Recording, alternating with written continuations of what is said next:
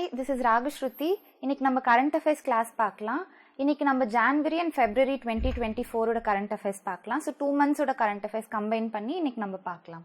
So இன்னைக்கு நம்ம இந்த 12 topics cover பண்ணலாம். So the first topic is Davos Summit.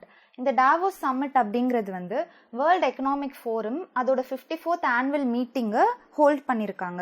So அந்த ஆனுவல் மீட்டிங்கை தான் Davos Summitன்னு சொல்லுவாங்க.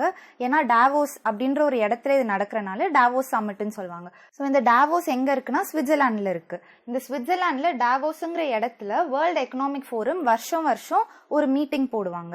ஸோ அதுதான் இந்த Davos Summitன்னு சொல்லுவோம். ஸோ இந்த வேர்ல்டு எக்கனாமிக் ஃபோரம்னா என்னன்னு பார்க்கலாம். இதை ஃபர்ஸ்ட் வந்துட்டு யூரோப்பியன் மேனேஜ்மெண்ட் ஃபோரம்னு சொல்லிட்டு இருந்தாங்க. அண்ட் இது வந்துட்டு 1971ல் எஸ்டாப்ளிஷ் பண்ணாங்க. இது யார் எஸ்டாப்ளிஷ் பண்ணான்னு பார்த்தீங்கன்னா கிளாஸ் ஷ்வாப் அப்படின்றவர் தான். இவர் ஒரு ஜெர்மன் எக்கானமிஸ்ட். ஸோ இவர் தான் இந்த வேர்ல்டு எக்கனாமிக் ஃபோரம் எஸ்டாப்ளிஷ் பண்ணாரு. அண்ட் இதோட ஹெட் குவார்ட்டர்ஸ் பார்த்தீங்கன்னா ஜெனீவாவில் இருக்கு. ஜெனீவா அதாவது ஸ்விட்சர்லாண்டில் ஜெனீவான்னு ஒரு பிளேஸ் இருக்கு. ஸோ அதுதான் வந்துட்டு இந்த வேர்ல்டு எக்கனாமிக் ஃபோரமோட ஹெட் குவார்ட்டர்ஸ். ஸோ இந்த டாவோஸ் மீட் எதுக்காக நடக்குதுன்னு பார்க்கலாம். ஸோ உலக லெவலில் இருக்க businessmen, top business people, scholars, நல்லா அகாடமிக்ஸில் புகழ் பெற்று இருப்பாங்க இல்லையா ஸ்காலர்ஸ், அவங்க எல்லாரும், and also government officials, so கவர்மெண்ட்டில் இம்பார்ட்டன்ட் போஸ்டில் இருக்கவங்க, அண்ட் மீடியா பீப்புள், இவங்க எல்லாரும் சேர்ந்து என்ன பண்ணுவாங்கன்னா ஒரு மீட்டிங் நடத்துவாங்க. அதுதான் இந்த Davos meet. So at present உலகத்தில் என்ன ப்ராப்ளம் வந்துட்டு போயிட்டு இருக்கு, அதுக்கு வந்துட்டு அதையெல்லாம் டிஸ்கஸ் பண்ணி அதுக்கு சொல்யூஷன் கொண்டு வரதுக்காக இந்த டாவோஸ் மீட் அப்படின்ட்டு வருஷம் வந்துட்டு ஆனுவலி இந்த மீட்டிங் ஹோல்ட் பண்ணுவாங்க. ஸோ இது வந்துட்டு இந்த வருஷம் 2024க்கான தீம் என்னன்னா ரீபில்டிங் ட்ரஸ்ட் அப்படிங்கிறது. ஏன்னா இப்போ வந்துட்டு உலகத்தில் நிறைய டிரான்ஸ்ஃபர்மேஷன் நடக்குது. ஸோ அந்த காலத்துக்கும் இந்த காலத்துக்கும் நிறையவே மாறிடுச்சு. அப்படி கூட சொல்ல வேணாம், போன வருஷத்துக்கு இந்த வருஷத்துக்குமே நிறைய மாற்றங்கள் டெக்னாலஜி வைஸ் நிறையவே மாறி இருக்கு. ஸோ இப்போ பார்த்தீங்கன்னா டெக்னாலஜி வைஸ்ன்னு எடுத்துக்கிட்டோம்னா ஆர்டிஃபிஷியல் இன்டெலிஜென்ஸில் நிறைய மாற்றங்கள் உண்டாயிருக்கு. அதனால நிறைய நல்லது நடந்தாலுமே நிறைய கெட்ட விஷயங்களும் இருக்கு. ஸோ ஆர்டிஃபிஷியல் இன்டெலிஜென்ஸ் யூஸ் பண்ணி மார்ஃப் பண்ணுறது, ஓகே, அண்ட் இன்னொருத்தங்க மாதிரி இன்னொருத்தங்க வந்துட்டு அவங்க ஃபேஸை கட் பண்ணி இவங்க ஃபேஸ்க்கு வைக்கிறது, இந்த மாதிரி ப்ராப்ளம்ஸ்லாம் நிறைய ஆயிட்டு இருக்கனால ஸோ நம்மள வேர்ல்டு லெவலில் சயின்ஸ் மேலே டெக்னாலஜி மேலே பீப்புளோட ட்ரஸ்ட் வந்து குறைஞ்சிட்டே இருக்கு. ஸோ அந்த ட்ரஸ்ட்டை வந்து ரீபில்ட் பண்ணணும் அப்படிங்கிறது தான் இந்த வருஷத்தோட தீம். ஓகே, ஸோ கிளைமேட் சேஞ்சுங்கிறது ஒரு ஹாட் டாப்பிக்காக எப்போவுமே போயிட்டு இருக்கிறது. ஸோ அந்த கிளைமேட் சேஞ்சை வந்துட்டு டிஸ்கஸ் பண்ணி அதுக்கு சொல்யூஷன்ஸ் கண்டுபிடிக்கிறது. அண்ட் இந்த ஆர்டிஃபிஷியல் இன்டெலிஜென்ஸ் வந்துட்டு இப்போ இதுவும் ஹாட் டாப்பிக்காக போயிட்டு இருக்கு. ஸோ அதை வந்துட்டு நம்ம எப்படி டிரான்ஸ்ஃபார்ம் பண்ணலாம், ஒரு நல்ல லெவலுக்கு எப்படி எடுத்துகிட்டு போகலாம் அப்படிங்கிறதெல்லாம் டிஸ்கஸ் பண்ணி அதுக்கு சொல்யூஷன்ஸ் கண்டுபிடிப்பாங்க. அதுதான் இந்த டாவோஸ் மீட். இது ஒவ்வொரு வருஷமுமே நடக்கும். Next topic 16th finance commission. So government என்ன பண்ணியிருக்குன்னா 16th ஃபினான்ஸ் கமிஷனை கான்ஸ்டியூட் பண்ணியிருக்காங்க. அண்ட் அதோட மெம்பர்ஸையும் வந்து அனௌன்ஸ் பண்ணியிருக்காங்க. ஸோ இவங்க தான் வந்து members of 16th finance commission. So finance கமிஷன்னா என்னன்னு பார்க்கலாம். நம்ம எல்லாருமே வந்து டேக்ஸ் பே பண்ணுறோம் கவர்மெண்ட்டுக்கு, கரெக்டாக? ஸோ அந்த டேக்ஸ் எல்லாத்தையும் கலெக்ட் பண்ணி இந்த ஃபினான்ஸ் கமிஷன் என்ன பண்ணுன்னா, ஸோ கவர்மெண்ட் கிட்ட இருக்க நம்மளோட டேக்ஸ் மணி எல்லாமே ஆர் கவர்மெண்ட் கிட்ட இருக்க ரெவென்யூ மணி எல்லாத்தையுமே ஃபினான்ஸ் கமிஷன் தான் டிசைட் பண்ணும். ஸோ சென்ட்ரல் கவர்மெண்ட்டுக்கு அதுலேருந்து எவ்வளோ ஷேர் போகலாம், அண்ட் ஸ்டேட் கவர்மெண்ட்ஸ்க்கு எவ்வளோ ஷேர் போகலாம், அண்ட் ஆல்சோ ஒவ்வொரு ஸ்டேட்டுக்கும் டிஃப்ரெண்ட் ஷேர்ஸ் இருக்கும். எல்லாருக்கும் ஈக்குவல் அமௌண்ட் ஆஃப் ஷேர் கொடுக்க மாட்டாங்க. இப்போ வந்து நல்ல டெவலப்ட் ஸ்டேட் இருக்குது அப்படின்னா அதுக்கு வந்துட்டு கம்மி ஷேர் தான் போகும். Because it is already developed. அதோட ஜிடிபி, அந்த ஸ்டேட் ஜிடிபி அதிகமாக இருக்குது, அதனால அதுக்கு கம்மி ஷேர் கொடுப்பாங்க. இப்போ பீகார் மாதிரியான ஸ்டேட்ஸ் வந்துட்டு கொஞ்சம் லோ ஜிடிபியில் இருக்க ஸ்டேட்ஸ், அண்ட் அது அண்டர் டெவலப்ட் ஸ்டேட் மாதிரி. ஓகே, ஸோ அந்த மாதிரி ஸ்டேட்ஸ்க்கு வந்துட்டு நிறைய ஃபண்ட் ஒதுக்குவாங்க. ஸோ இதுதான் வந்து ஃபினான்ஸ் கமிஷனோட வேலை. இப்போ சதர்ன் ஸ்டேட்ஸ்லாம் நல்லா டெவலப்டாக இருக்கும். சதர்ன் ஸ்டேட்ஸ்க்கு கம்மியாக ஒதுக்குவாங்க, நார்தர்ன் ஸ்டேட்ஸ்க்கு கொஞ்சம் அதிகமாக ஒதுக்குவாங்க. ஃபினான்ஸ் கமிஷன் என்ன பண்ணுது, நம்ம கிட்ட இருக்க டேக்ஸ் ஆர் கவர்மெண்ட் ரெவென்யூ எல்லாத்தையும் வந்துட்டு சென்ட்ரல் கவர்மெண்ட்டுக்கு எவ்வளோ காசு போகணும் அண்ட் ஸ்டேட்ஸ்க்கு எவ்வளோ காசு போகணும்னு பிரித்து கொடுக்கறது தான் ஃபினான்ஸ் கமிஷனோட வேலை. ஸோ இது யார் கான்ஸ்டிடியூட் பண்ணுவா அப்படின்னா பிரசிடென்ட்டாக வந்துட்டு ஒவ்வொரு 5 வருஷமும் இந்த ஃபினான்ஸ் கமிஷனை கான்ஸ்டியூட் பண்ணி இந்த மாதிரி டெவல்யூட் பண்ணுவார். ஸோ இந்த ஃபண்டு வந்துட்டு சென்டருக்கும் ஸ்டேட்டுக்கும் வந்துட்டு இவ்வளோ போகலான்னு சொல்லிட்டு ஃபினான்ஸ் கமிஷன் வந்து முடிவெடுக்கும். ஸோ இந்த ஃபினான்ஸ் கமிஷன் கான்ஸ்டியூட் பண்ணுறது president of India and every 5 years இந்த ஃபினான்ஸ் கமிஷனை கான்ஸ்டியூட் பண்ணி டிசைட் பண்ணுவாங்க. And article 280 of Indian constitution கீழே தான் இந்த ஃபினான்ஸ் கமிஷனை பிரசிடென்ட் ஆஃப் இந்தியா கான்ஸ்டியூட் பண்ணுறாரு. Okay, every 5 years president of India வந்துட்டு ஃபினான்ஸ் கமிஷன் கான்ஸ்டியூட் பண்ணலாம் அப்படின்னு சொல்லி யார் சொல்கிறா அப்படின்னா அது இந்தியன் கான்ஸ்டியூஷனில் ஆர்டிகல் 280 கீழே கொடுத்துருக்காங்க. ஸோ அதன்படி தான் இது ஒவ்வொரு 5 yearsம் நடந்துட்டு இருக்கு. இப்போ இவங்க எல்லாம் தான் வந்துட்டு members of 16th finance commission. So Arvind Panagariya அவர் தான் வந்து சேர்மேனாக இருக்காரு. அஜய் நாராயண் ஜா, ஆனி ஜார்ஜ் மேத்யூ, நிரஞ்சன் ராஜத்யக்ஷா, சௌமியா கண்டி கோஷ் இவங்க எல்லாருமே வந்துட்டு மெம்பர்ஸாக இருக்காங்க. Okay, these are the members of 16th finance commission. இப்போ நெக்ஸ்ட் பார்த்தீங்கன்னா India's first snow leopard population assessment. So இது ஏன் நியூஸில் வந்ததுன்னு பார்க்கலாம். இப்போ union minister of environment, forest and climate change என்ன பண்ணியிருக்காங்கன்னா வந்து ஸ்னோ லெப்பர்ட்ஸ் இந்தியாவில் எவ்வளோ இருக்குது, ஸோ அதோட பாப்புலேஷனை வந்துட்டு ரிலீஸ் பண்ணியிருக்காங்க. ஓகே, அந்த ரிப்போர்ட்டை ரிலீஸ் பண்ணியிருக்காங்க. ஸோ ஸ்னோ லெப்பர்ட் பாப்புலேஷன் இந்தியாவில் எவ்வளோ இருக்குன்ற ரிப்போர்ட்டை இவங்க ரிலீஸ் பண்ணியிருக்காங்க. அதனால இது நியூஸில் வந்துச்சு. And snow leopard population assessment in India program, இந்த அசஸ்மெண்ட் ப்ரோக்ராம்னா என்ன பண்ணாங்கன்னா அனலைஸ் பண்ணாங்க, அசஸ் பண்ணாங்க, போயிட்டு எவ்வளோ ஸ்னோ லெப்பர்ட்ஸ் வந்துட்டு இந்தியாவில் இருக்குது அப்படின்னு சொல்லி எந்தெந்த ஸ்டேட்ஸில் வந்துட்டு ஸ்னோ லெப்பர்ட்ஸ் இருக்குது அண்ட் ஒவ்வொரு ஸ்டேட்லேயும் எத்தனை ஸ்னோ லெப்பர்ட்ஸ் இருக்குது அப்படின்ற எல்லா அசஸ்மெண்ட்டையும் அவங்க எடுத்து இவங்க தான் வந்துட்டு அந்த ரிப்போர்ட்டை வந்து ஃபார்மலைஸ் பண்ணாங்க. அண்ட் இந்த ரிப்போர்ட்டை தான் வந்து இந்த union minister of environment, forest and climate change release பண்ணாங்க. இப்போ நம்ம snow leopard population assessment in India program இதுனா என்னன்னு பார்க்கலாம். ஸோ நம்ம ஆல்ரெடி பார்த்த மாதிரி இவங்க தான் வந்துட்டு ஸ்னோ லெப்பர்ட்ஸ் எவ்வளோ இந்தியாவில் இருக்குன்னு சொல்லி அசஸ் பண்ணாங்க. ஸோ இதுதான் வந்துட்டு இந்தியாவோட ஃபர்ஸ்ட் ஸ்னோ லெப்பர்ட் அசஸ்மெண்ட். இதுக்கு முன்னாடி வந்துட்டு இப்படி ஒரு ரிப்போர்ட் வந்து ரிலீஸ் பண்ணலை. ஸோ இதுதான் வந்துட்டு ஸ்னோ லெப்பர்டுக்கான first report. Okay, assessment report இதுதான் வந்துட்டு ஃபர்ஸ்ட் பண்ணியிருக்காங்க. And wildlife institute of India அப்படிங்கிறவங்க தான் நேஷனல் கோஆர்டினேட்டராக இதுக்கு இருந்திருக்காங்க. இந்த அசஸ்மெண்ட்டுக்கு இந்த wildlife institute of India தான் வந்து நேஷனல் கோஆர்டினேட்டராக இருந்திருக்காங்க. நெக்ஸ்ட் இந்த ரிப்போர்ட்டில் வந்துட்டு என்னென்ன ஹைலைட்ஸ் சொல்கிறாங்கன்னு பார்க்கலாம். ஸோ எவ்வளோ ஸ்னோ லெப்பர்ட்ஸ் இருக்குது இந்தியாவில் அப்படின்னா 718. ஓகே, 718 ஸ்னோ லெப்பர்ட்ஸ் இந்தியாவில் இருக்குது.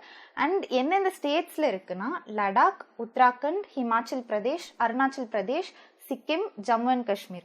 ஸோ இந்தந்த ஸ்டேட்ஸில் இருக்குது. அண்ட் எந்த ஸ்டேட்டில் அதிகமாக இருக்குன்னு பார்த்தீங்கன்னா லடாக்ல. லடாக் வந்துட்டு ஸ்டேட் கிடையாது, இப்போ யூனியன் டெரிட்டரியா இருக்கு.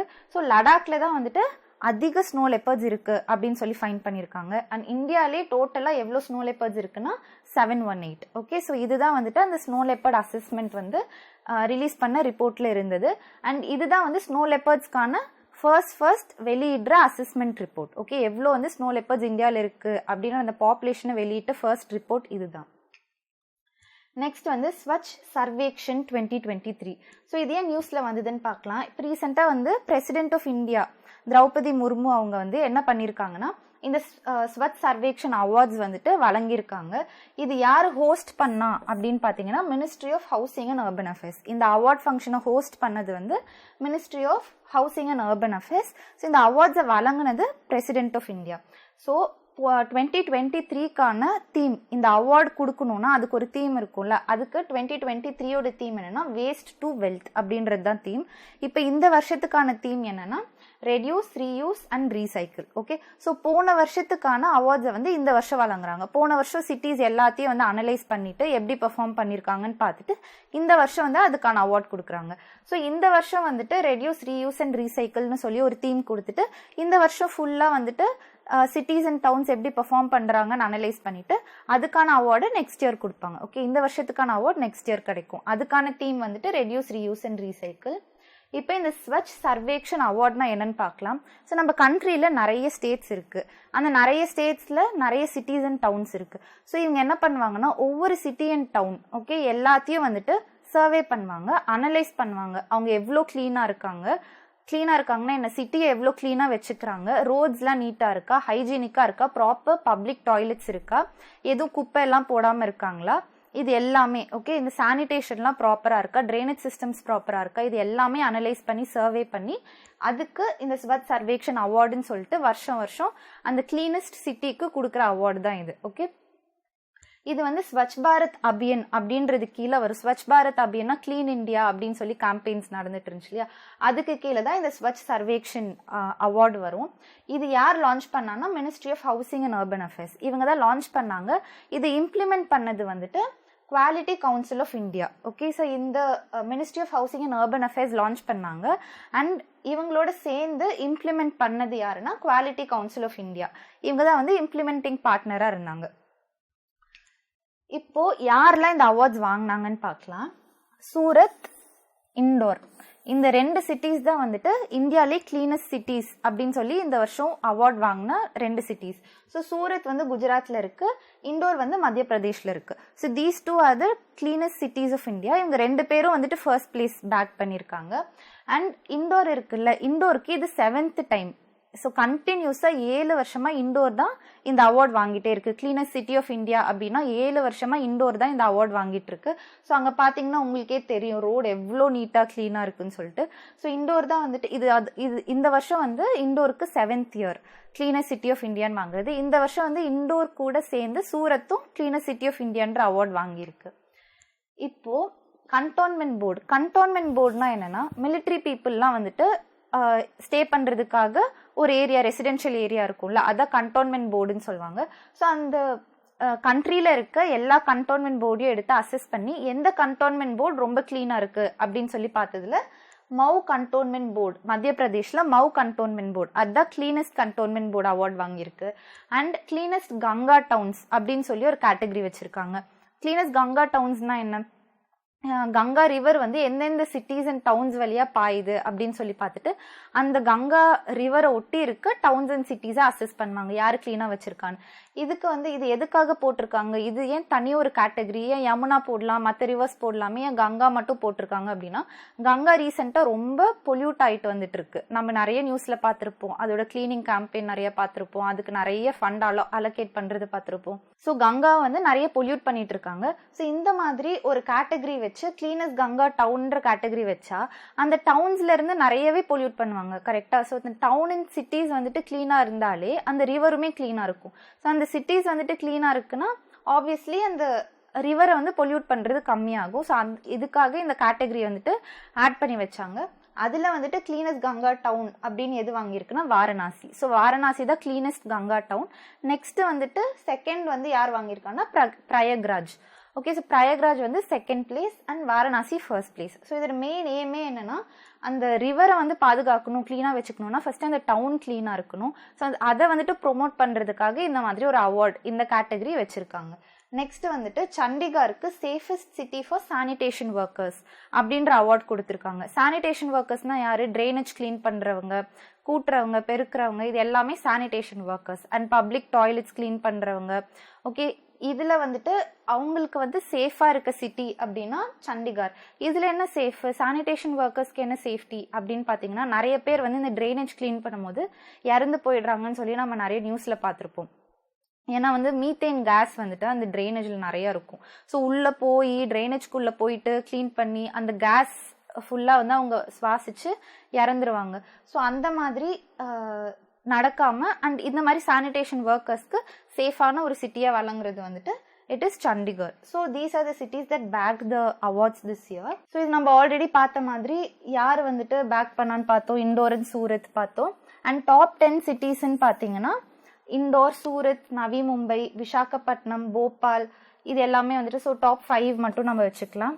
ஸோ இதில் தான் டாப் 5 சிட்டிஸ். இதில் தமிழ்நாடு வந்துட்டு ஒரு ப்ரைஸும் வாங்கலை, ஒரு அவார்டும் வாங்கலை டாப் 10ல். இப்போ பாட்டம் 3 நம்ம எடுத்துக்கிட்டோன்னா ஸோ எது லீஸ்ட் கிளீனஸ்ட் சிட்டி அப்படின்னா ரொம்ப அன்கிளீன் சிட்டி அந்த மாதிரி பார்த்தோன்னா கொல்கட்டா, அசன்சோல், ஹவுரா, இது மூணுமே வந்துட்டு வெஸ்ட் பெங்காலில் தான் இருக்குது. இந்த 3 சிட்டிஸுமே சர்ப்ரைசிங்லி வெஸ்ட் பெங்காலில் இருக்குது.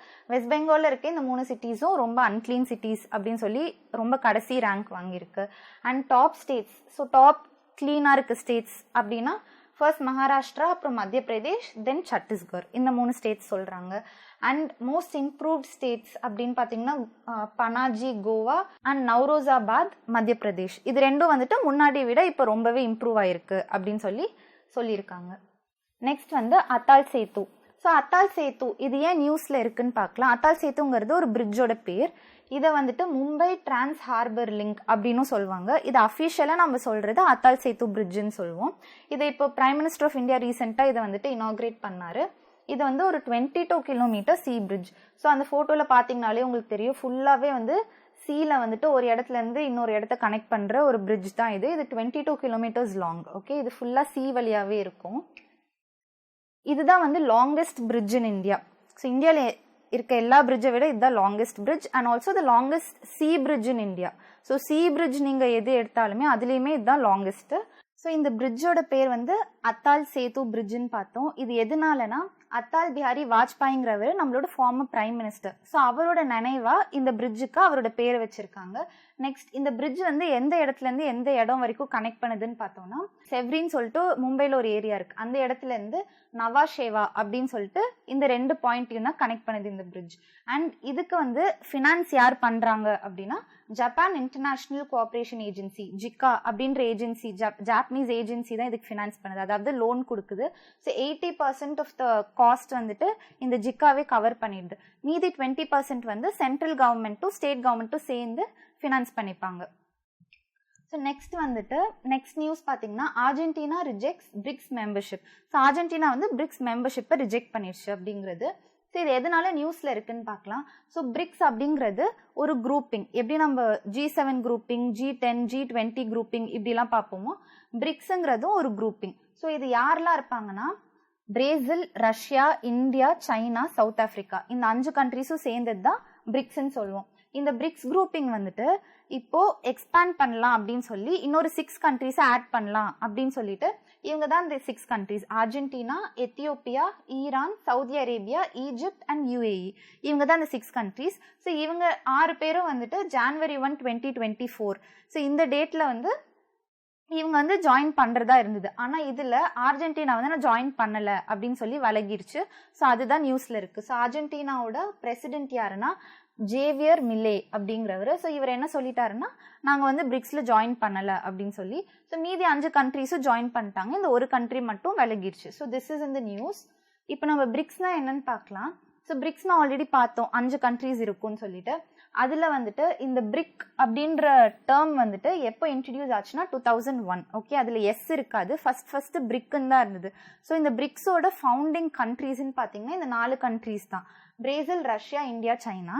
ஸோ 2010 தான் சவுத் ஆஃப்ரிக்கா என்ட்ரி ஆச்சு. ஓகே, 2010 தான் ஜாயின் பண்ணுச்சு. அதுக்கப்புறம் தான் பிரிக்குங்கிறது பிரிக்ஸ்ன்னு ஆச்சு. அதுக்கு முன்னாடி பிரிக்குன்னு தான் இருந்தது. இது 2001 இந்த டேர்மை காயின் பண்ணாங்க. யார் காயின் பண்ணானா ஜிம் ஓ நீல் அப்படிங்கிறத காயின் பண்ணாரு. ஸோ இவர் ஒரு பிரிட்டிஷ் எக்கானமிஸ்ட். ஸோ இவர் தான் பிரிக்குங்கிற டேர்மை கொடுத்தாரு. 2010 பிரிக்ஸ் அப்படின்னு சொல்லி சவுத் ஆஃப்ரிக்கா ஜாயின் பண்ணால பிரிக்ஸ்ன்னு ஆச்சு. இதோட சேர்மன்ஷிப் வந்துட்டு ஒவ்வொரு வருஷமும் ரொட்டேட் ஆகிட்டே இருக்கும். ஸோ இந்த வருஷம் வந்து பிரேசில் இருந்தது அப்படின்னா அடுத்த வருஷம் ரஷ்யா இருக்கும், தென் இந்தியா, தென் சைனா, தென் சவுத் ஆஃப்ரிக்கா அப்படின்னு சொல்லி இந்த மாதிரி மாறி மாறி வருஷம் சேர்மன்ஷிப் மாறிட்டே இருக்கும். இப்போ வந்து 15th பிரிக்ஸ் சம்மிட் அப்படின்னு சொல்லி போன வருஷம் நடந்தது. இந்த வருஷம் 16th பிரிக்ஸ் சம்மிட் நடக்கும். ப்ராபப்ளி அக்டோபர் நவம்பர் நடக்கும். ஸோ இந்த 15th பிரிக்ஸ் சம்மிட்ல என்ன நடந்ததுன்னு பார்க்கலாம். இது எங்கே நடந்ததுன்னா சவுத் ஆஃப்ரிக்கா ஜோஹான்ஸ்பர்க்ல நடந்துச்சு. சவுத் ஆஃப்ரிக்காவில் ஜோஹான்ஸ்பர்க்னு ஒரு இடம் இருக்குது. ஸோ அங்கே தான் இந்த 15th பிரிக்ஸ் சம்மிட் நடந்துச்சு. ஸோ இதோட தீம் பார்த்தீங்கன்னா 15th பிரிக்ஸ் சம்மிட்டோட தீம் வந்து பிரிக்ஸ் அண்ட் ஆஃப்ரிக்கா. ஸோ ஆஃப்ரிக்காவை எப்படி டெவலப் பண்ணலாம் அப்படின்றத மேஜர் தீமாக வச்சுட்டு இது நடந்தது. அதில் ஒரு இம்பார்ட்டண்ட்டான விஷயம் நடந்தது என்னன்னா பிரிக்ஸோட எக்ஸ்பேன்ஷன். ஸோ நம்ம பார்த்தோம் 5 கண்ட்ரீஸ் தான் முன்னாடி இருந்தது. ஆக்சுவலி 4 கண்ட்ரீஸ் தான் இருந்தது. இந்த 4 கண்ட்ரீஸ் தான் இருந்தது. அதுக்கப்புறம் சவுத் ஆஃப்ரிக்கா 2010 ஜாயின் பண்ணுச்சு. இப்போ வந்துட்டு இந்த 15th பிரிக்ஸ் சம்மிட்ல வந்து இந்த 6 கண்ட்ரிஸையும் ஆட் பண்ணிக்கலாம் அப்படின்னு சொல்லி டிசைட் பண்ணாங்க. அதில் வந்துட்டு இந்த அர்ஜென்டினா வரலன்னு சொல்லி இப்போ அது ரிஜெக்ட் பண்ணிருச்சு பிரிக்ஸ் மெம்பர்ஷிப்பை. ஸோ மீதி Saudi Arabia, Egypt, UAE, Iran, Ethiopia இந்த 5 கண்ட்ரிஸும் இப்போ பிரிக்ஸில் சேர்ந்துருச்சு. ஸோ இதுதான் வந்துட்டு பிரிக்ஸ் எக்ஸ்பேன்ஷன். இது வந்து 15th பிரிக்ஸ் சம்மிட்ல நடந்த ஒரு விஷயம். நெக்ஸ்ட் வந்து நியூ ராம்சார் சைட்ஸ். ஸோ இந்த டாபிக் ராம்சார் சைட்ஸுங்கிற டாபிக் வந்து நம்ம ப்ரீவியஸ் கிளாஸஸ்லேயே நம்ம பார்த்துருப்போம். ஸோ ராம்சார் சைட்னா என்னது, ஸோ எதனால அது இம்பார்ட்டண்ட், ஓகே, ராம்சார் வெட்லேண்ட்ஸ்னா என்னது, சிக்னிஃபிகன்ஸ் ஆஃப் வெட்லேண்ட்ஸ், இது எல்லாமே நம்ம ப்ரீவியஸ் கிளாஸஸில் பார்த்துருப்போம். So you can refer to that. So ஃபெப்ரவரியில் 75 ராம்சார் சைட்ஸ் இருந்துச்சு. ஸோ 5 புது ராம்சார் சைட்ஸ் ஆட் பண்ணி 80 ஆச்சு. ஓகே, இந்தியாவில் 80 ராம்சார் சைட்ஸ் ஃபெப்ரவரியில் இருந்துச்சு. ஃபெப்ரவரி டு இப்போ வந்துட்டு 5 நியூ ராம்சார் சைட்ஸ் ஆட் பண்ணிட்டாங்க. அதுதான் போன கிளாஸில் பார்த்தோம். ஸோ இப்போ இந்தியாவில் கரண்ட்டாக 85 ராம்சார் சைட்ஸ் இருக்குது. ஆனால் ஃபெப்ரவரியில் 75 இருந்தது. அண்ட் இந்த நியூஸில் என்ன சொல்கிறாங்கன்னா இன்னொரு 5 ஆட் பண்ணி 80 ராம்சார் சைட்ஸ் ஆச்சு அப்படின்னு சொல்கிறாங்க. ஸோ ஃபெப்ரவரி டு இப்போ இன்னொரு 5 ஆட் பண்ணி இப்போ 85 இருக்குது. ஓகேயா? ஸோ இங்கே வேர்ல்டு வெட்லாண்ட்ஸ் டே, இந்த டே எப்போனா ஃபெப் 2ல் வந்துட்டு வேர்ல்டு வெட்லாண்ட்ஸ் டேன்னு சொல்லி நம்ம செலிப்ரேட் பண்ணுவோம். இந்த வேர்ல்டு வெட்லாண்ட்ஸ் டே அன்னைக்கு தான் இந்த 5 புது ராம்சார் சைட்ஸை வந்துட்டு கொடுத்துருக்காங்க. ஓகே, ஸோ அந்த 5 சைட்ஸ் என்னன்னு பார்க்கலாம். 3 சைட் வந்துட்டு கர்நாடகாவில் இருக்குது, 2 வந்து தமிழ்நாட்டில் இருக்குது. ஸோ என்னென்ன இடம்னு பார்க்கலாம். Ankasamudra bird conservation reserve, Aghanashini estuary, Magadikere conservation reserve, இது 3மே வந்துட்டு கர்நாடகாவில் இருக்குது. கரைவெட்டி பேர்ட் சாங்சுரி, இது அரியலூர் டிஸ்ட்ரிக்ட்ல இருக்கு. லாங்வுட் ஷோலா ரிசர்வ் ஃபாரஸ்ட், இது நீல்கிரிஸ் டிஸ்ட்ரிக்ட்ல இருக்கு. ஓகே, இது 2 வந்து தமிழ்நாட்டில் இருக்கு. ஸோ இது 5 தான் இப்போ புது ராம்சார் சைட்ஸை ஃபெப்ரவரியில் ஆட் பண்ணாங்க. ஓகேயா? இப்போ தமிழ்நாடுல தான் வந்துட்டு இந்தியாவிலே எந்த ஸ்டேட்ல அதிக ராம்சார் சைட்ஸ் இருக்கு அப்படின்னா தமிழ்நாடு. டோட்டல் நம்பர் வந்து 16 சைட்ஸ். ஓகேயா? 16 சைட்ஸ் தமிழ்நாட்டில் இருக்கு. நெக்ஸ்ட் செகண்ட் பிளேஸ் யாருக்குன்னா உத்தரப்பிரதேஷ். உத்தரப்பிரதேஷ்ல 10 சைட்ஸ் இருக்கு. அண்ட் இப்போ ப்ரெசென்ட்டாக எவ்வளோ சைட்ஸ் இந்தியாவில் இருக்குது, ராம்சார் சைட்ஸ் எவ்வளோ இருக்குன்னா 85. ஓகே, இப்போ 85 சைட்ஸ் இருக்குது. என்னெல்லாம் புதுசாக ஆட் பண்ணாங்க நம்ம முன்னாடி கிளாஸில் பார்த்தோம். அண்ட் ராம்சார் சைட்ஸ்னா என்ன, வெட்லாண்ட்ஸ்னா என்ன, அது சிக்னிஃபிகன்ஸ் என்ன அப்படின்ற டவுட்ஸ்லாம் இருந்தால் நீங்கள் ப்ரீவியஸ் கிளாஸ் ரெஃபர் பண்ணுங்கள். ஓகே, இப்போ நெக்ஸ்ட் வந்துட்டு பாரத் ரத்னா அவார்ட்ஸ் 2024. ஸோ இந்த பாரத் ரத்னா அவார்ட்ஸ் வந்துட்டு கன்ஃபர் பண்ணியிருக்காங்க. அது யாருக்காக அப்படின்னா ஒரு 5 பீப்புளுக்கு இந்த வருஷம் கொடுத்துருக்காங்க. Okay, Bharat Ratna awards. அந்த 5 பீப்புள் யாருன்னு பார்க்கலாம். ஃபர்ஸ்ட் கர்பூரி தக்கூர். ஸோ இவருக்கு வந்துட்டு இந்த அவார்ட் கொடுத்துருக்காங்க. இவரை வந்து ஜன் நாயக் அப்படின்னு சொல்லிட்டு இவருக்கு இன்னொரு பேர் இருக்கு. இவர் வந்து பீகாரோட சீஃப் மினிஸ்டர் 2 வாட்டி இருந்திருக்காரு. அண்ட் ஆல்சோ இவருக்கு போஸ்ட்மஸா இந்த அவார்டு வழங்கியிருக்காங்க. போஸ்ட்மஸ்னா என்னன்னா ஒருத்தர் வந்துட்டு இறந்ததுக்கு அப்புறம் அந்த அவார்டு கொடுப்பாங்க இல்லையா, அதான் போஸ்ட்மஸ்ன்னு சொல்லுவோம். ஓகே, நம்மளுக்கு ஓபிசிக்கு ரிசர்வேஷன் இருக்குன்னு நம்ம பார்த்தோம்ல, இவர் தான் வந்துட்டு ஃபர்ஸ்ட் பீகார்ல ஓபிசிஸ்க்கு 26% ரிசர்வேஷன் கொடுத்தது. எதை பேஸ் பண்ணி கொடுத்தாரு அப்படின்னா முங்கேரி லால் கமிஷன் அப்படின்னு சொல்லி பீகார்ல ஒரு கமிஷன் போட்டு பீகார்ல இருக்க காஸ்ட் எல்லாத்தையுமே வந்துட்டு பார்க்க சொன்னாங்க. ஸோ எந்த மாதிரி ஒவ்வொரு காஸ்ட்டும் இருக்காங்க, பெர்ஃபார்ம் பண்றாங்க அப்படின்ட்டு. அதுல பேக்வர்ட் காஸ்ட் வந்துட்டு ரொம்ப புவரா இருக்காங்க, அவங்களுக்கு ரிசர்வேஷன் வேணும் அப்படின்னு சொல்லி இந்த முங்கேரி லால் கமிஷன் ரெக்கமெண்ட் பண்ணுச்சு. ஸோ அந்த ரெக்கமெண்டேஷனை பேஸ் பண்ணி தான் இவர் என்ன பண்ணாருன்னா ஓபிசிஸ்க்கு 26% ரிசர்வேஷன் கொடுத்தாரு பீகார்ல. ஓகே, நெக்ஸ்ட் வந்துட்டு MS சுவாமிநாதன். இவர் வந்துட்டு நம்ம தமிழ்நாட்டை சேர்ந்த ஒருத்தர் தான். MS சுவாமிநாதனுங்கிறவர் தான் நம்ம father of India's green revolution சொல்லுவோம். ஓகே, பிகாஸ் எதனால இவர் இப்படி சொல்றோம் அப்படின்னா இந்தியா வந்து இண்டிபெண்டன்ஸ்க்கு அப்புறம் ரொம்ப ஏழை நாடாக தான் இருந்துச்சு. பிகாஸ் பிரிட்டிஷ் என்ன பண்ணாங்க, போறதுக்கு முன்னாடி எல்லாமே சுரண்டிட்டு போயிட்டாங்க. இந்தியா ஒரு ஏழை நாடாக தான் இருந்துச்சு. அதுக்கப்புறம் தான் நம்ம எல்லாமே டெவலப் பண்ணது. ஸோ அந்த டைம்ல நிறைய பாவர்ட்டி இருந்தது, ஏழ்மை இருந்தது, மக்களுக்கு சாப்பாடு கூட இல்லாம அந்த அளவுக்கு கஷ்டத்துல நிறைய பேர் இருந்தாங்க. ஸோ அந்த டைம் நம்ம என்ன பண்ணோம்னா நம்ம கிட்ட குட் குவாலிட்டி சீட்ஸ் கிடையாது. நம்ம பயிர் விதைச்சு நம்ம நெல் எடுக்கலாம் அப்படின்னா கூட நம்ம கிட்ட குட் குவாலிட்டி சீட்ஸ் கிடையாது. அதனால நம்ம நிறைய வந்துட்டு இம்போர்ட் தான் பண்ணிட்டு இருந்தோம் மற்ற கண்ட்ரீஸ் கிட்ட இருந்து. மெயினா US கிட்ட இருந்தா நம்ம ரைஸ் சீட்ஸை வந்து இம்போர்ட் பண்ணி நம்ம இங்க விதைச்சிட்டு இருந்தோம்.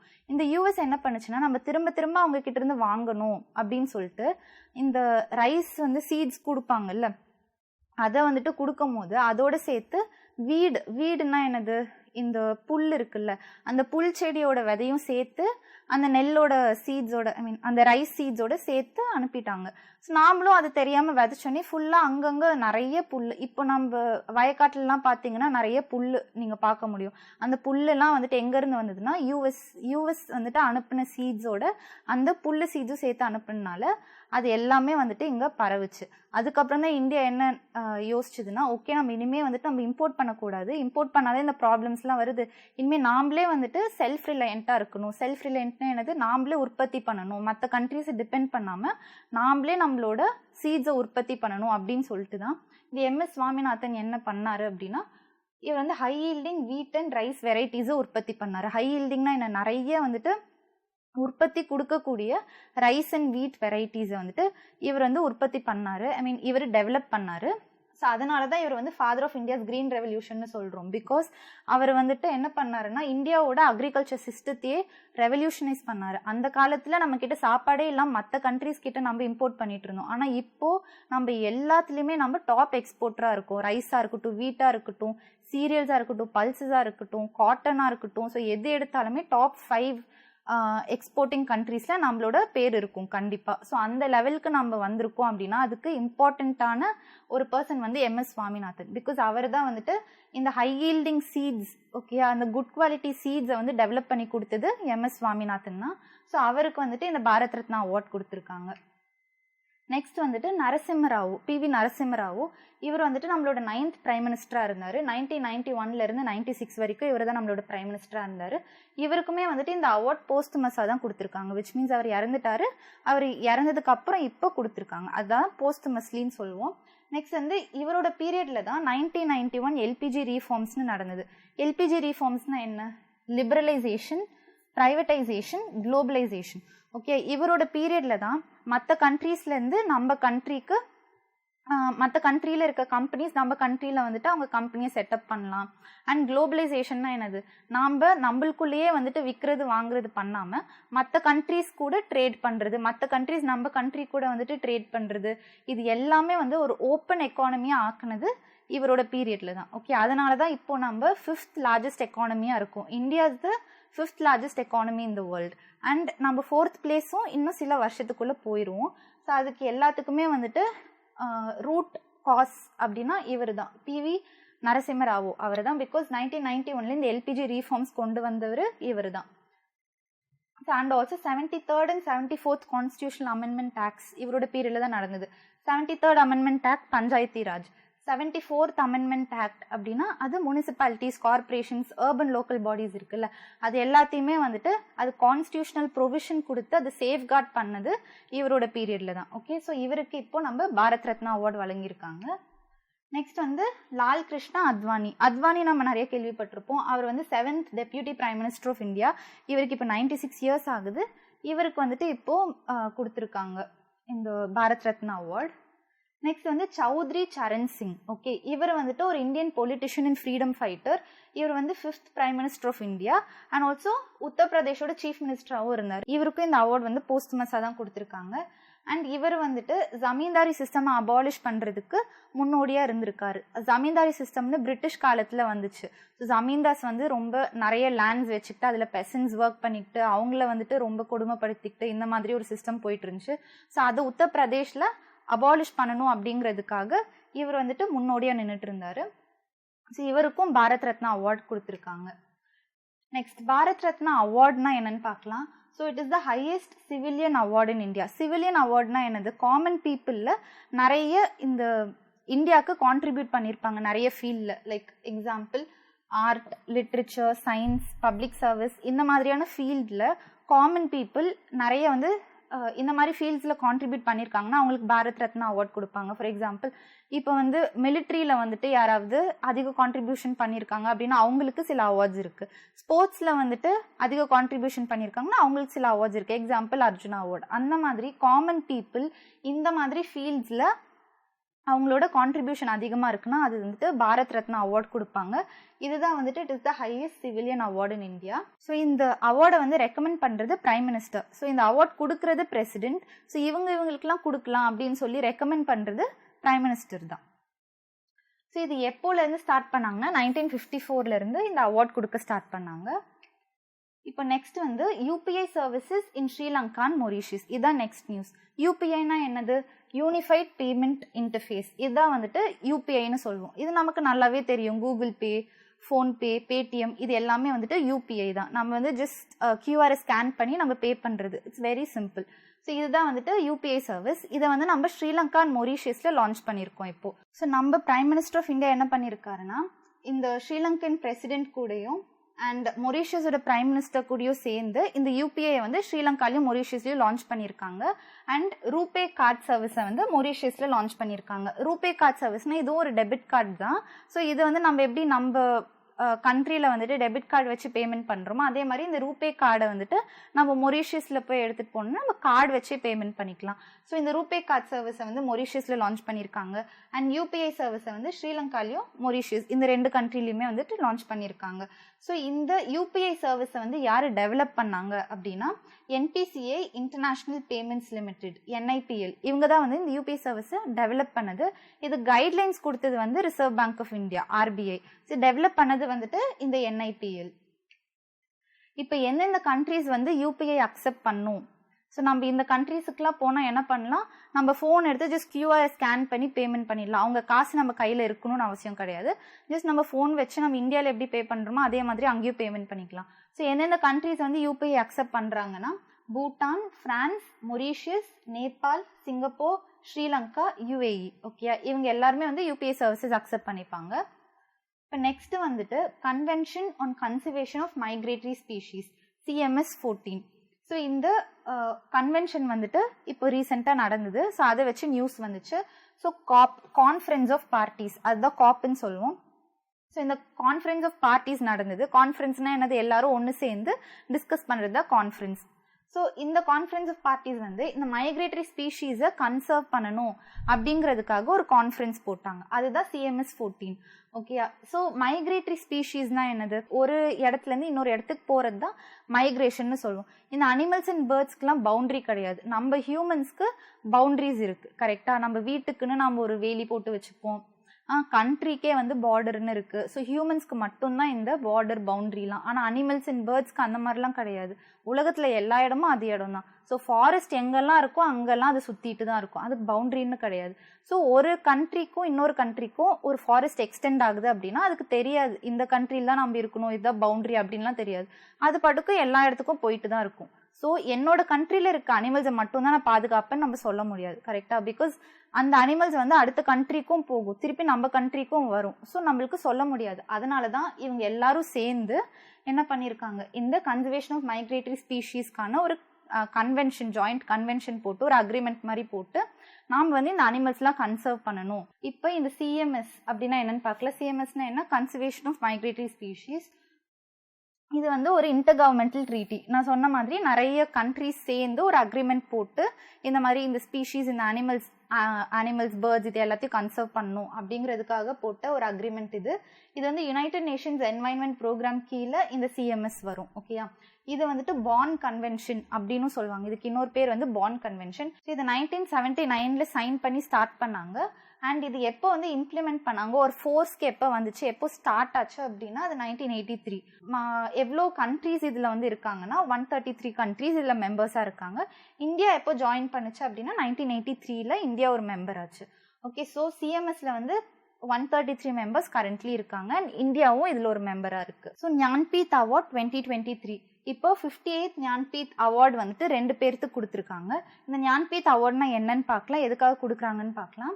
ஸோ இந்த ஞான்பீத் அவார்டு வந்துட்டு இந்த வருஷம் 2 பேர் வாங்கியிருக்காங்க. யாருன்னா சான்ஸ்கிரிட்ல ஜகத்குரு ரம்பத்ராச்சாரியா அப்படின்றவர் வந்துட்டு சான்ஸ்கிரிட்காக வாங்கியிருக்காரு. அண்ட் குல்சர் அப்படிங்கிறவர் ஒரு உருது போயட். ஓகே, அவரும் வந்துட்டு இந்த அவார்டு வாங்கியிருக்காரு. ஸோ இவங்க 2 பேருக்கு தான் இந்த ஞான்பீத் அவார்டு இந்த வருஷம் கொடுத்துருக்காங்க.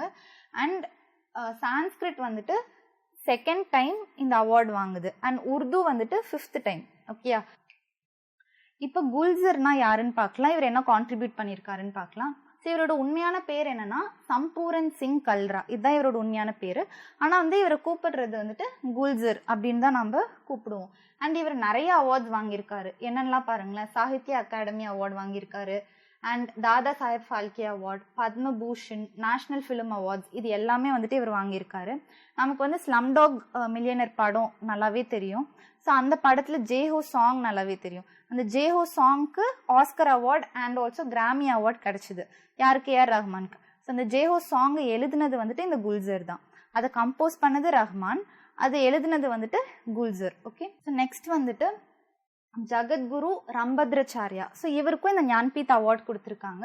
ஸோ இவர் வந்துட்டு ஒரு போய்ட் and writer.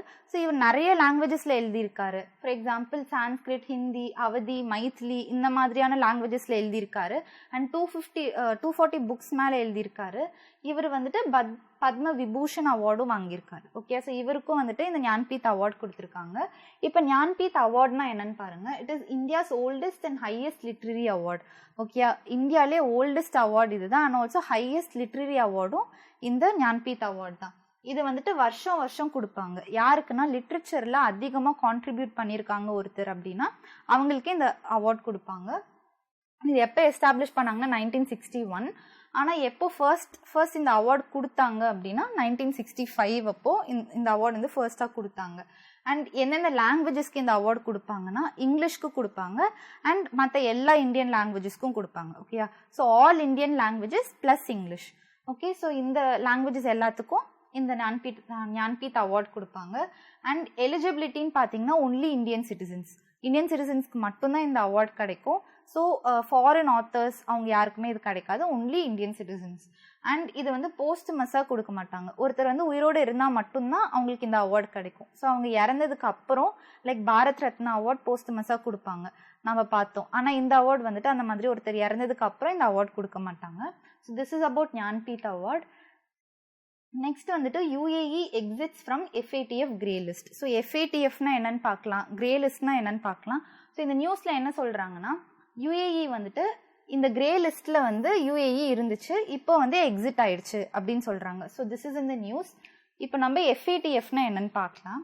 FATFனா global money laundering and terrorist financing watchdog. Money லாண்ட்ரிங்னா என்னது? மணி லாண்ட்ரிங்னா கருப்பு பணம்லாம் வந்துட்டு பதுக்கி வைப்பாங்கல்ல, பிளாக் மணிலாம். ஸோ இவங்க என்ன பண்ணுவாங்க, இல்லீகலாக சம்பாரிச்ச மணி, அதுதான் வந்துட்டு மணி லாண்ட்ரிங்.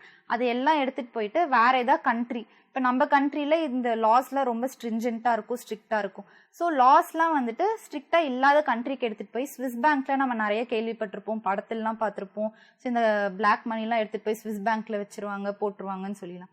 ஸோ அது எல்லாமே மணி லாண்ட்ரிங் தான், இல்லீகலாக சம்பாரிச்ச மணி, அதுதான் மணி லாண்ட்ரிங்னு சொல்லுவோம். ஸோ டெரரிஸ்ட் ஃபினான்சிங் அப்படின்னா டெரரிஸ்ட் குரூப்ஸ்க்கு வந்து ஃபினான்ஸ் பண்ணுறது, ஃபண்ட்ஸ் கொடுக்கறது, அவங்க வெப்பன்ஸ் வாங்குறதுக்கும் அவங்க ஆப்ரேட் பண்ணுறதுக்கும் ஃபண்ட்ஸ் கொடுக்கறது, அது எல்லாமே வந்து டெரரிஸ்ட் ஃபினான்சிங்னு சொல்லுவோம். ஸோ இந்த மாதிரி மணி லாண்ட்ரிங்கையும் டெரரிஸ்ட் ஃபினான்சிங்கையும் வந்துட்டு ஸ்டாப் பண்ணுறதுக்கு ஸ்டார்ட் பண்ணது தான் இந்த ஆர்கனைசேஷன், FATFங்கிற organisation. So financial action task force, இதுதான் அதோட ஃபுல் ஃபார்ம். ஓகேயா, FATFனா ஃபினான்ஷியல் ஆக்ஷன் டாஸ்க் ஃபோர்ஸ்.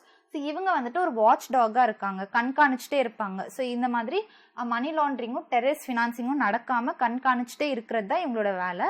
இது எப்போ ஸ்டார்ட் பண்ணாங்கன்னா 1989 இதை செட்டப் பண்ணாங்க. எப்போனா பாரிஸில் வந்துட்டு G7 மீட்டிங் நடந்துச்சு. ஸோ G7னா குரூப் ஆஃப் 7 அப்படின்னு சொல்லுவோம். 7 கண்ட்ரீஸ் அந்த குரூப்பிங்கில் இருப்பாங்க. G5 கண்ட்ரீஸ் இருக்கு, G10 countries, G12 countries, G20 countries, இந்த மாதிரி நிறைய குரூப்பிங்ஸ் இருக்கு. அதில் இந்த G7 கண்ட்ரீஸ் வந்துட்டு மீட்டிங் வந்துட்டு பாரிஸில் போட்டாங்க. அப்போ வந்து இந்த மாதிரி நம்ம ஒரு ஃபினான்ஷியல் ஆக்ஷன் டாஸ்க் ஃபோர்ஸ் நம்ம கொண்டு வரலாம், இந்த மணி லாண்ட்ரிங்லாம் ஸ்டாப் பண்ணுறதுக்காக இது நம்ம ஒரு செட்டப் பண்ணலாம், FATFன்னு ஒரு ஆர்கனைசேஷனை செட்டப் பண்ணலான்னு சொல்லி இந்த மீட்டிங்கில் முடிவு பண்ணி இதில் ஸ்டார்ட் பண்ண, இதில் எஸ்டாப்ளிஷ் ஆன ஒரு ஆர்கனைசேஷன் தான் இந்த FATF. ஸோ ஃபர்ஸ்ட் வந்துட்டு மணி லாண்ட்ரிங் மட்டும்தான் பார்த்துட்டு இருந்துச்சு. ஆனால் யூஎஸ்ல வந்து 9/11 அட்டாக்ஸ்ன்ட்டு ஒன்று நடந்துச்சு. ஸோ அதுக்கப்புறம் என்ன பண்ணாங்கன்னா டெரரிஸ்ட் ஃபினான்சிங்கும் வந்துட்டு இது கீழே எடுத்துகிட்டு வந்துடலாம்.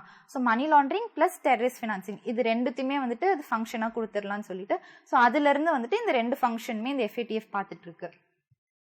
இதில் மெம்பர்ஸ் பார்த்தீங்கன்னா 40 மெம்பர்ஸ் இருக்காங்க. ஸோ இதில் வந்துட்டு இந்தியாவும் ஒரு மெம்பராக இருக்குது. ஓகே, இந்த ஃபினான்ஷியல் ஆக்ஷன் டாஸ்க் ஃபோர்ஸில் India is also a member. இப்போ நம்ம ஆல்ரெடி FATFல பார்த்த மாதிரி மணி லாண்ட்ரிங், டெரரிஸ்ட் ஃபினான்சிங் இது எல்லாத்தையுமே வந்து கண்காணிச்சுட்டே இருக்கிற ஒரு ஆர்கனைசேஷன் தான் இந்த FATF. இதோட ஆப்ஜெக்டிவ் என்னன்னா சேம் தான், மணி லாண்ட்ரிங், டெரரிஸ்ட் ஃபினான்சிங்லாம் இருக்கக்கூடாது. அண்ட் ஹெட் குவார்ட்டர்ஸ் பார்த்தீங்கன்னா பாரிஸில் இருக்குது. அண்ட் இது எப்போ எஸ்டாப்ளிஷ் பண்ணாங்கன்னு பார்த்தோம் 1989 G7 சம்மிட்ல. ஓகே, பாரிஸில் G7 சம்மிட்டு நடந்துச்சு. அதில் வந்துட்டு இந்த FATF எஸ்டாப்ளிஷ் பண்ணாங்க. அண்ட் இதில் மெம்பர்ஸ் நம்ம எவ்வளோ பார்த்தோம், 40 மெம்பர்ஸ்ன்னு பார்த்தோம். ஸோ இங்கே 37 + 2 39. அண்ட் இந்தோனேஷியா வந்து முன்னாடி அப்சர்வராக இருந்துச்சு, இப்போ வந்துட்டு மெம்பர் ஆயிடுச்சு. Okay, so 40. முன்னாடி ஒரு அப்சர்வராக இருந்தது, இப்போ மெம்பர் ஆயிட்டனால 40 கண்ட்ரீஸ் இதில் இருக்குது. இப்போ இந்தியா வந்துட்டு 2006 அப்சர்வராக இருந்துச்சு. 2010ல் வந்துட்டு 34th மெம்பராக நம்ம ஜாயின் பண்ணோம் இந்த FATFல. So this is about FATF. இப்போது FATFல கிரே லிஸ்ட்டுன்னு பார்த்தோம், அதே மாதிரி பிளாக் லிஸ்ட்னு இருக்குது. ஸோ இந்த கிரே லிஸ்ட்னா என்னன்னு பார்க்கலாம்.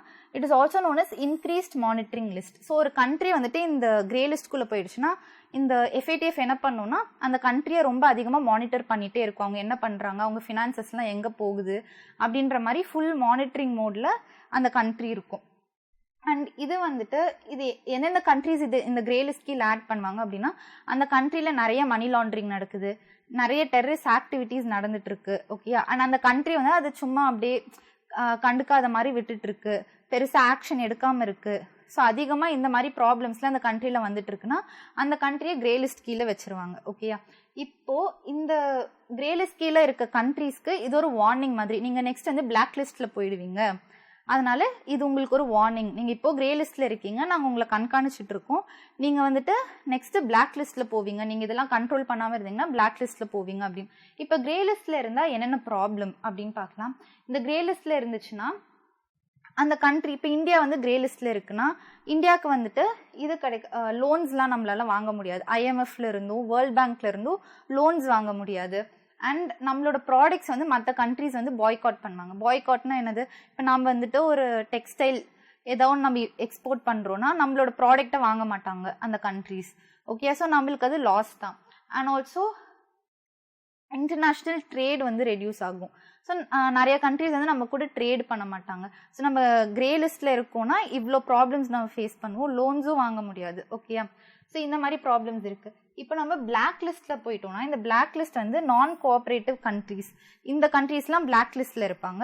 இதில் வந்து கவர்மெண்ட்டே வந்து ஃபண்ட் பண்ணிகிட்ருக்கும். ஓகே, கவர்மெண்ட்டே வந்து டெரரிஸ்ட் ஆக்டிவிட்டீஸ்க்கு ஃபண்ட் பண்ணிகிட்ருக்கோம். ஸோ அந்த மாதிரி கண்ட்ரீஸ்லாம் வந்து பிளாக் லிஸ்ட்டில் வச்சுருவாங்க. இப்போ எந்தெந்த கண்ட்ரீஸ் வந்து பிளாக் லிஸ்ட்டில் இருக்குது அப்படின்னா Iran, north Korea and Myanmar, இந்த 3 கண்ட்ரீஸும் பிளாக் லிஸ்ட்டில் இருக்க கண்ட்ரீஸ். இன்னைக்கு வந்துட்டு நம்ம இந்த 12 டாபிக்ஸ் கவர் பண்ணோம். ஸோ முடிஞ்ச அளவுக்கு ஐ covered all the important topics. January and February இந்த 2 மந்த்ஸில் இருக்க இம்பார்ட்டன்ட் டாபிக்ஸ் கவர் பண்ணியிருக்கேன். And you also please read more about it. And இந்த டாபிக்ஸ்லேருந்து ஏதாவது ஒரு நியூஸ் உங்களுக்கு வந்துட்டு இருக்குன்னா அதை பற்றி இன்னும் அதிகமாக படிக்க ஆரம்பிங்க. ஸோ நெக்ஸ்ட் கிளாஸில் வந்துட்டு மார்ச் அண்ட் ஏப்ரலோட கரண்ட் அஃபேர்ஸ் நம்ம கவர் பண்ணலாம். Thank you so much.